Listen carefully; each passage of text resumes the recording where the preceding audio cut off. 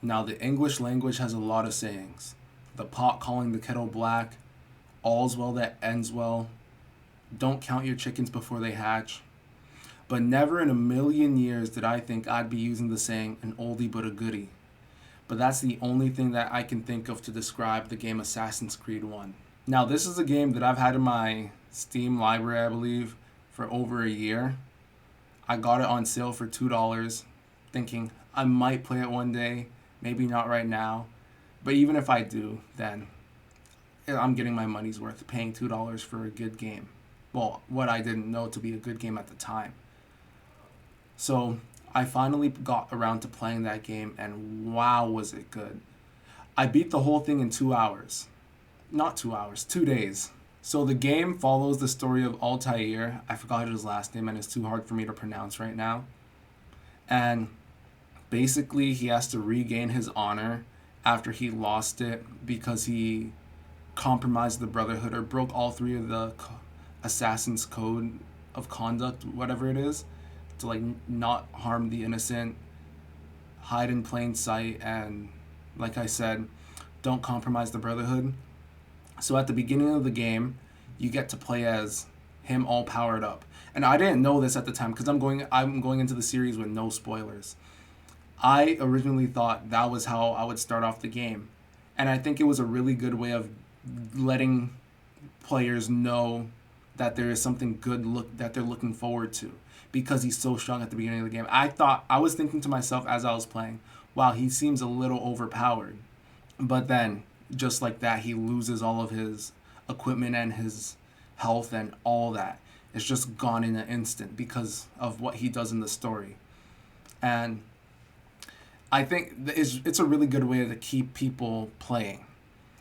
Now, for how the game goes, I've heard complaints about it that it's too repetitive. I was only searching these up after I already finished the game. I beat it, like I said, in 2 days, and I did not expect myself to like the game that much and to play through it that quickly, but it kept me hooked and just wanting more. And even though people consider it a repetitive game, I think it was, well, honestly, it was a little repetitive, but it feels like you are actually an assassin like in that time period and really doing what I would imagine they would do back in the day. Like, I guess taking out political figures, hiding in plain sight, going around, sneaking around the city, climbing up the walls, stuff like that. So, even though it is repetitive a little bit, I think it was pretty good, especially considering the game's from 2007. So, although the mission structure could have been a little better, not just making you do the same thing in the 3 different cities, I do think that for the time, the game had enough revolutionary ideas that changed the way that people thought of games as a whole.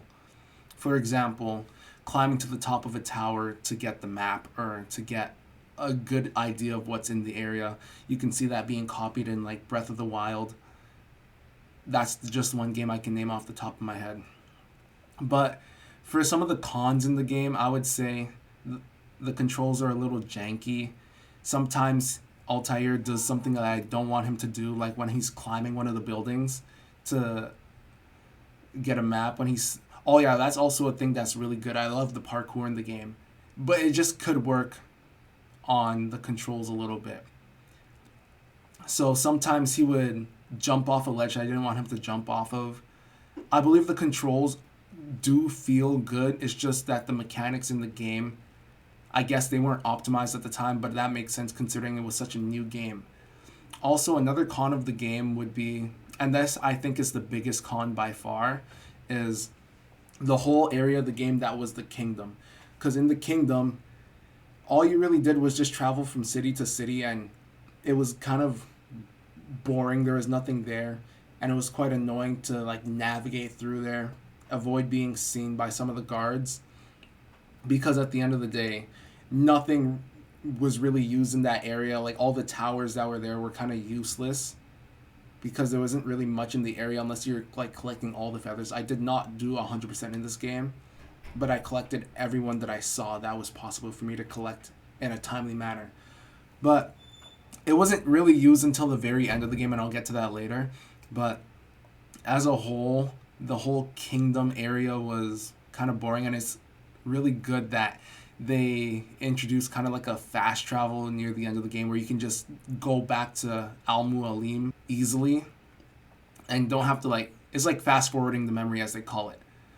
Also, the modern day section of the game, which I'm only learning some of these terms because I was searching it up after I finished the game because I was so interested in AC1, but the modern day was really kind of also, I mean, it was interesting as a plot point for him to be like reliving the memories of his ancestor, but for gameplay, they didn't really do it well because most of the time you would just be going to bed and then waking up, aside from the very end of the game when you have to like use eagle vision to see the wall, which I did not figure out for a little bit. It took me like 10 minutes to figure that out, so I wasn't sure if the game was done or if there was going to be more.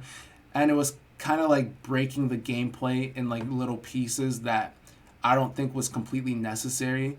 Maybe it would have been better if it was just a cutscene rather than you having to walk so slowly to his bed, go to sleep, and then wake up, go back into the Animus the next day. I thought that was a little dumb, to be honest. But as for the pros of the game, which I think are much more weighty, like they weigh more than the cons of the game, especially considering the time that the game was made. I believe the stealth is very interesting, how you can like save a citizen and then they'll help you later on when you need to like get away from the guards. That was quite interesting. Also, the time period that it was set was very like eye-opening, and I do believe that they got the cities in the game done pretty well, even though some of them, well, not some of them because there's only 3, but they kind of look the same. It's just kind of like different colors that they're using on each city. However, they have like some monuments that were supposedly in that area of the world during the Third Crusade, so it's like you're peering into the history a little bit, which I find interesting. By far, I would say that Akker is the best looking city out of them all. And Altair just looks very cool in that area. Like it makes it look like it's a game from like the mid 2010s rather than a game from 2007. I'm not sure what it is. I just thought that area of the game looked very well done. Also has one of the coolest assassinations in the game with the whole boat harbor thing. Just, it's kind of sad that Altair can't swim, so that part took me quite a while to beat. Also, the storyline is quite interesting, how you have like a little like fall from honor. You're regaining your honor throughout the game and you're like piecing together the story bit by bit. The only thing that was a little predictable, like it seemed like Al Mualim wasn't like telling you everything, and it seemed as if he was like up to something that was weird because he was like leaving out information and not answering your questions directly. So I was kind of assuming that he maybe had like an evil side to him. Other than that, the game overall, I would say it's like a good like 70% out of 100. It did have a couple glitches, and also the difficulty wasn't like very good. I feel like the difficulty, there was a false sense of difficulty in the game. Rather than increasing the difficulty of each enemy, they kind of just hoarded around you, and they kind of just sent like maybe like 20 enemies at a time after you, and it was just kind of like hard to run away if you wanted to run, or to fight all of them at once. But other than that, you could just counter most of them, and it didn't really feel like they put much, well, I don't know, but the effort in that area of the game seemed a little less in other areas. And some of the glitches I ran into were kind of annoying. Like, I would just start flailing around. Like, when I had to finally, there was one showdown near the end of the game in the kingdom area that I believe that was the only one in that area, like the only thing that the area was useful for. When it was like you're in the circle and everyone's trying to fight you at once, and then the king is like, well, we'll see who fate decide, or who God decides, something. He said something like that. Who should be the victor, or if who's telling the truth by whoever wins the fight. And there was like 20 of them after me at once, and I just kept running in a circle, and they would just hit each other.